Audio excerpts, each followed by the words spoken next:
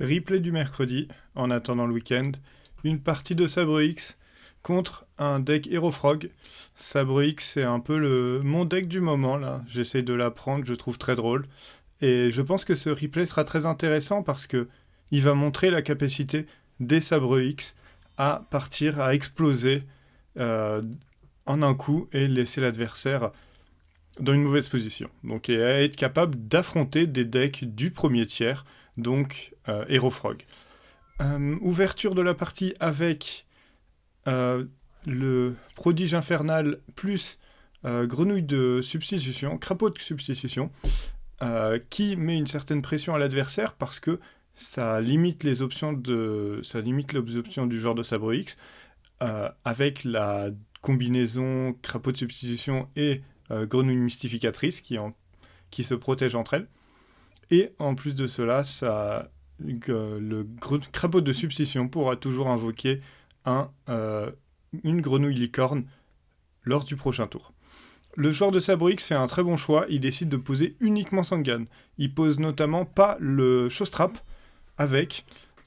Pourquoi? Tout simplement parce que l'adversaire, donc c'est un joueur de grenouille, il savait que quand l'adversaire pose une carte face cachée, c'est quelque chose, c'est un engagement de la part du joueur de grenouille, le fait de poser, parce que ça bloque la rainette. Et donc, il voulait pas que l'adversaire puisse activer cette carte face cachée sur son piège qui était derrière le Sangan. Il voulait, et cela permettrait de débloquer la rainette pour ensuite notamment invoquer un Chaos.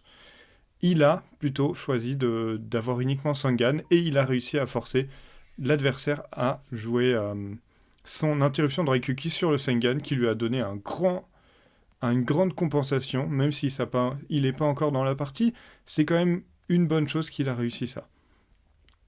Donc, l'adversaire a le duploc, comme on appelle ça, la double grenouille mystificatrice, qui empêche totalement l'adversaire d'attaquer. Et c'est un grand souci pour lui, car pour pouvoir attaquer, il va être obligé de détruire ces deux grenouilles. Trouver une solution pour ça.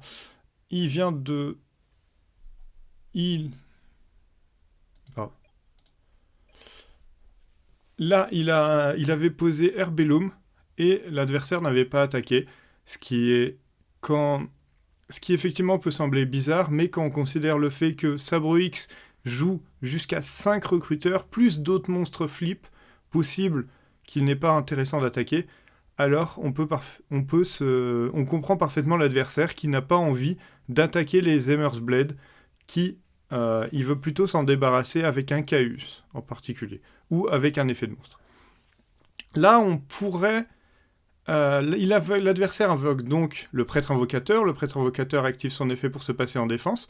L'adversaire chaîne hommage torrentiel pour éviter le dragon rose noir.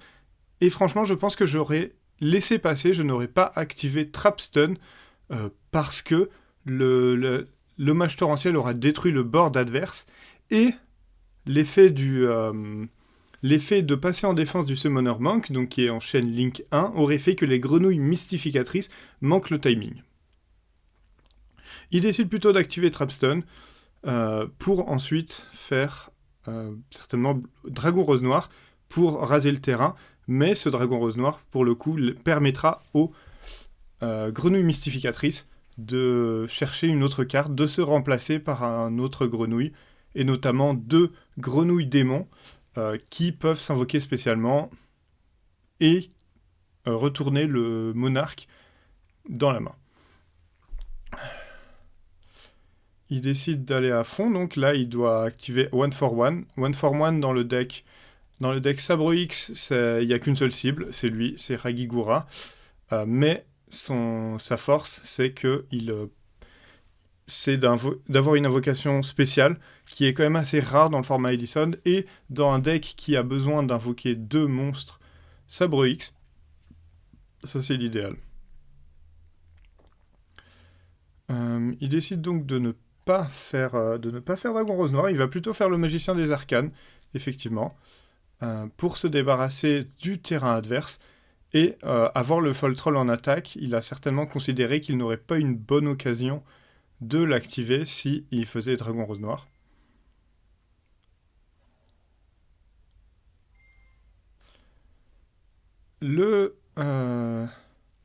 La question étant comment se débarrasser du terrain adverse, la Grenouille Licorne étant toujours embêtant, et le Néo-Alus, il ne pourra pas réussir à se débarrasser de l'entièreté du terrain adverse. Il n'a pas de quoi passer à la fois les 2000 de défense de la Grenouille Mystificatrice et les 1900 du Néo-Alus.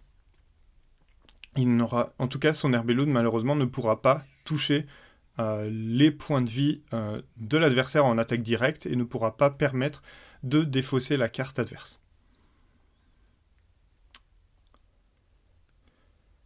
Le terrain donc en face était vraiment très très blindé, mais cela montre quand même cette capacité du deck Sabre X à reprendre à prendre le contrôle du terrain de manière très forte avec Fold Troll en particulier. Il n'avait qu'un seul Herbelloon en défense face à 4 monstres adverses. Maintenant, 4 monstres adverses et 2 pièges. Maintenant, on est avec 4 monstres, dont un qui est particulièrement oppressant. Fold Troll qui pourra réinvoquer les Herbelloon ou Ragigora qui seront détruits. Il regarde donc la main de l'adversaire. Il voit surtout un Fusion Miraculeuse qui malheureusement il ne peut pas renvoyer dans le deck, et c'est ça qui va clôturer la partie. L'adversaire fera Fusion Miraculeuse et le Sabre X ne pourra pas revenir dessus. Ou en tout cas, je ne vois pas de solution pour se débarrasser du 0 absolu et continuer à mettre la pression derrière l'effet de lavage du terrain de 0 absolu.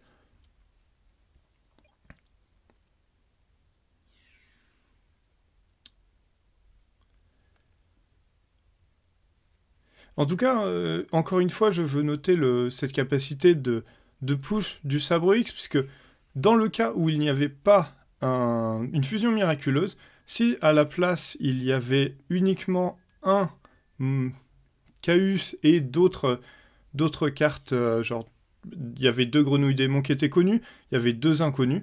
Si dans les 2 inconnus il y avait disons Chaos et une autre carte comme par exemple Bourse des âmes, avec la chose trappe, il se serait débarrassé du Chaos.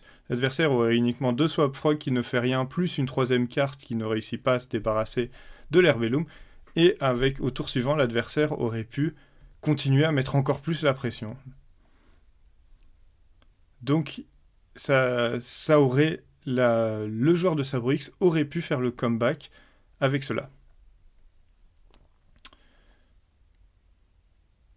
Il est en train de considérer ses options. Là, il est en train de réfléchir. Ça me fait penser que dans vos parties, si vous savez que vous n'allez rien faire en draw phase, prenez quand même le temps de cliquer sur Standby et Main phase 1 pour montrer à votre adversaire que vous changez sur vous passez aux phases directement.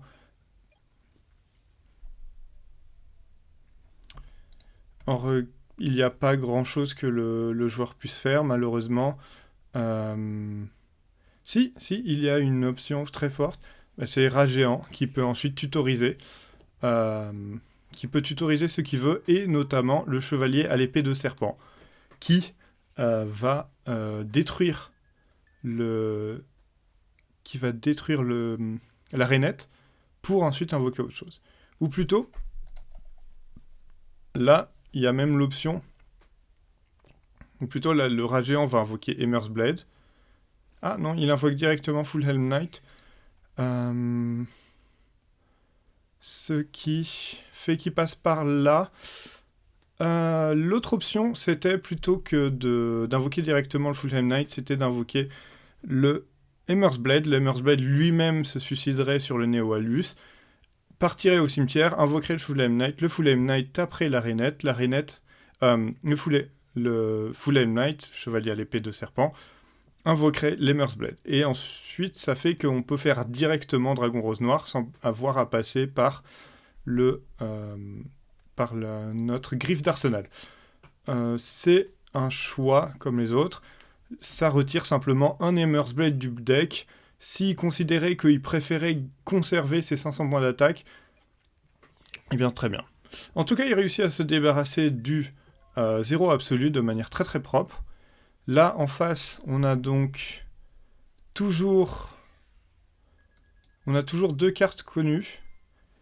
Et on espère simplement que l'inconnu était de défausser l'inconnu. S'il avait réussi à défausser autre chose, il aurait pu petit à petit reprendre le contrôle de la partie en défaussant les cartes à valeur de l'adversaire. Bien que la situation était quand même complexe de leur part pour le joueur Sabre X, parce que le deck Hero Frog, le Héros Grenouille, a beaucoup plus de top deck que les decks Sabre X. Des cartes comme Chaos, Fusion Miraculeuse, quand tu les pioches toutes seules, elles ont beaucoup plus d'impact qu'une carte comme Herbellum qui, elle, demande d'autres cartes qui aillent avec lui. Le deck Sabre X préfère quand il y a beaucoup de cartes dans la partie, là où le deck Hero Frog est tout à fait content de se retrouver avec les 2 joueurs qui n'ont plus aucune carte sur le terrain et qui sont juste à top decker, piocher la première carte du deck et avoir uniquement cette carte-là à jouer. Ok.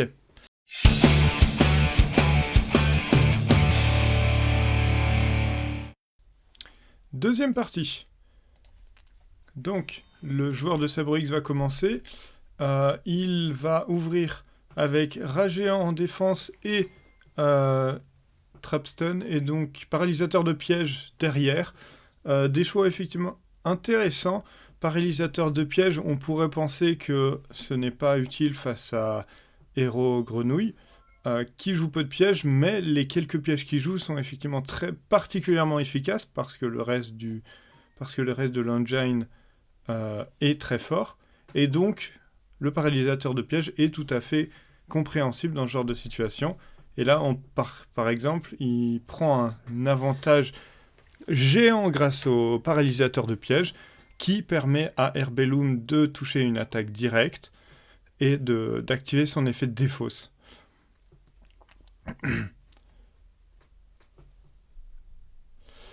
Le joueur de Sabre X a aussi un autre choix qui est intéressant, c'est le choix du Dédécro qui est gardé dans le deck contre les decks Hero Frog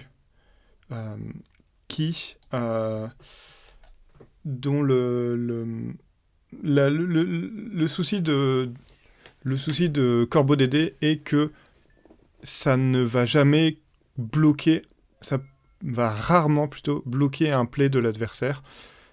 Souvent l'adversaire il aura 2 rainettes. À partir de là, bannir une des 2 rainettes, c'est pas suffisant, et il faut vraiment les 2 corbeaux ensemble.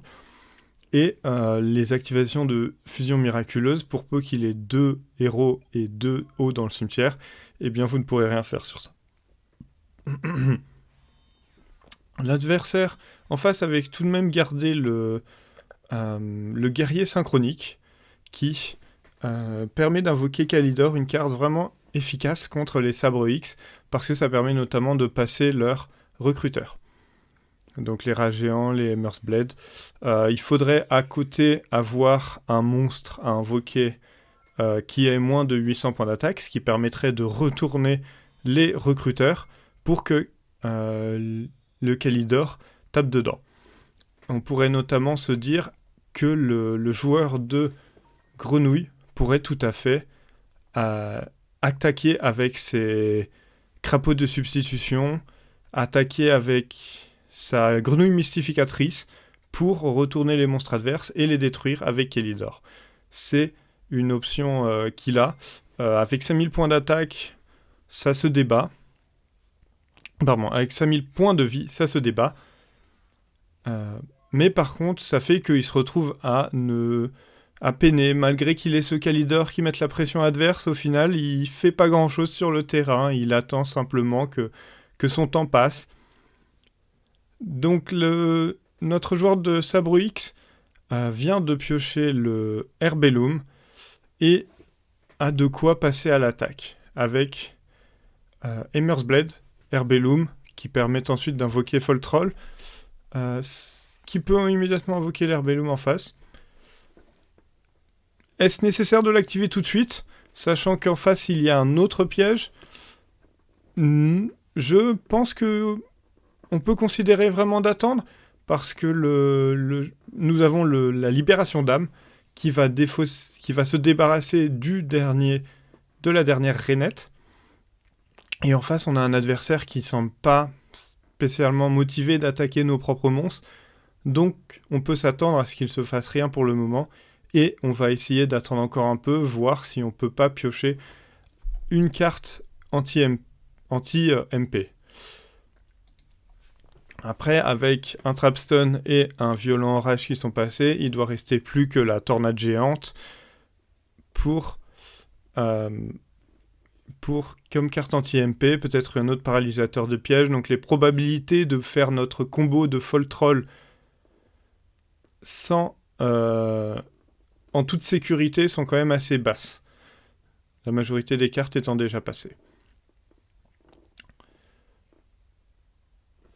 Au niveau de la situation, la partie est vraiment encore 50-50, même peut-être légèrement en faveur du joueur de Sabre X. Le fait d'avoir banni les 2 rainettes le donne un avantage très fort, parce que ça retire la machine d'impression de cartes d'avantage.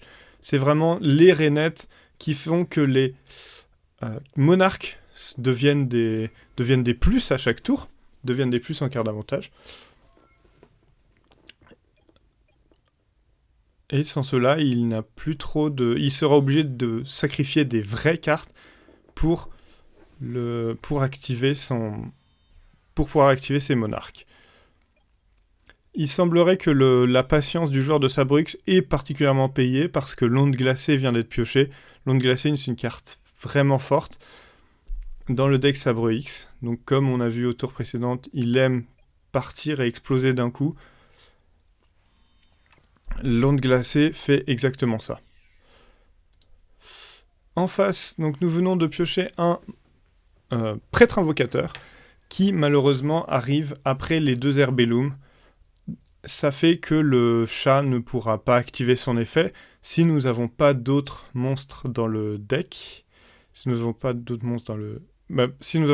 monstres bêtes dans le deck, ça vous explique justement que certains decks Sabre X jouent un petit package avec des hamsters et des ricots. Ça donne une option en plus pour le chat à invoquer, donc notamment l'accès au rang 5. Donc, après quelques petits couacs au niveau du clic sur les phases, nous allons reprendre la partie. Donc ça, c'est au tour du joueur de Sabre X de jouer. Il y a eu un petit problème de clic, il avait terminé son tour sans le vouloir, alors qu'il voulait encore jouer sa partie. On apprécie cet esprit d'équipe, surtout si le match se fait en classé sur DB ou un autre lieu qui est semi-compétitif, où il n'y a pas tant d'enjeux que ça. On n'est pas non plus dans un tournoi en ligne avec des grands enjeux, des grands titres prestigieux à gagner. Là, on est surtout là pour l'entraînement, donc dans ce genre de situation, ça sert à rien d'essayer de gratter à tous les endroits. En tournoi, effectivement, si votre adversaire fait une erreur comme cela, ça peut se comprendre de ne pas laisser passer. Le joueur de Sabre X lance tout, et la question sera comment passer le Kélidor. Il commence avec un synchro 6, donc ce sera un Brionac. Et je pense qu'il y a moyen d'accéder à une loupe, peut-être. Voilà, effectivement. Le Sangan cherche le Ragigura, et là on peut commencer la loupe et se débarrasser de toutes les cartes de l'adversaire. La loupe Donc, il nous faut se débarrasser de Ragigura. Avec Brionac, on pourra notamment renvoyer le Kalidor. Le Fol... il nous faut avoir le Gotham sur le terrain. Le Gotham pourra... Attends, comment faire la boucle? Ça, c'est pas facile.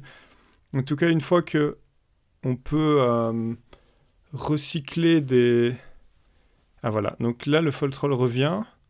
Le Foltroll est réinvoqué spécialement. Désormais, il possède de nouveau son pouvoir. Il va faire une invocation synchro. En face, il y en a un monstre de niveau 4. Et invoquer Yunlei, donc se débarrasser des 2 pièges de l'adversaire. Désormais, Foltroll peut réinvoquer Regigora pour reprendre une nouvelle carte en main. Regigora récupérera un sabre X. Ce sabre X sera de nouveau défaussé avec Brionac pour notre propre Foltroll, pour réinvoquer spécialement notre Foltroll grâce au Yunlei et au Regigora qui seront présents sur le terrain. Et nous avons effectivement une boucle d'invocation spéciale. On peut invoquer Foltroll autant de fois que nous le voudrons. Y a-t-il moyen de se débarrasser de la main adverse? Si on avait Gotham, ce serait parfait. Là, on ne l'a pas encore. Et il nous faut aussi de quoi se débarrasser du Kalidor.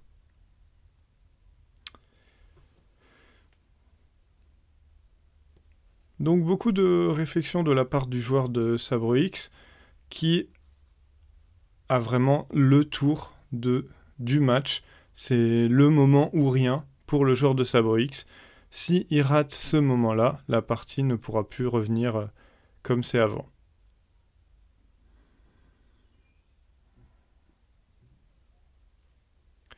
Ok, il décide de renvoyer le rat géant pour se faire de la place. Voilà, le Foltroll s'invoque. Il pourra certainement... Comment est-ce qu'il réussira? Ah, probablement il va invoquer un Herbellum. Herbellum plus Yunlei, ça permet de faire Gotham. Et là, on a de quoi attaquer la main adverse. Voilà.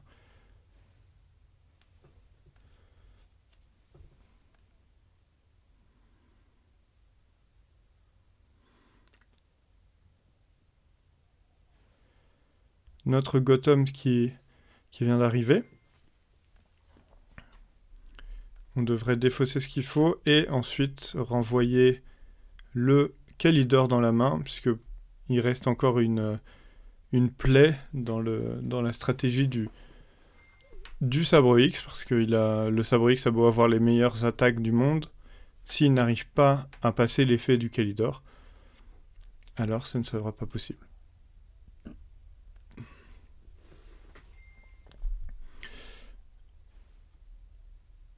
Donc, nous voyons en tout cas les différents pièges dans le cimetière de l'adversaire qui, encore une fois, justifient la présence de paralysateurs de pièges dans le deck du Sabre X. Il ne peut toujours pas attaquer, effectivement, parce que nous avons en face donc, ce qu'on va appeler le half-lock, le demi-lock. Quand le crapaud de substitution est présent, les monstres grenouilles ne peuvent pas être détruites. Et quand la grenouille mystificatrice est présente, l'adversaire ne peut pas attaquer d'autres monstres. Ça fait que les deux se protègent ensemble et beaucoup de cartes ne réussiront pas à les passer. Il y a tout de même des failles dans ce combo-là, notamment les Dames guerrières d'Aidé, les Eren, les cartes qui se débarrassent des monstres en attaquant mais sans détruire.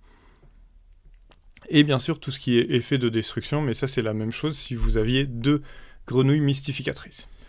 Bon, la troisième partie n'est pas spécialement intéressante. Je vais donc vous laisser là pour aujourd'hui. J'espère que vous avez trouvé cette analyse intéressante. Et si vous voulez plus de vidéos sur le format Edison, pensez à vous abonner.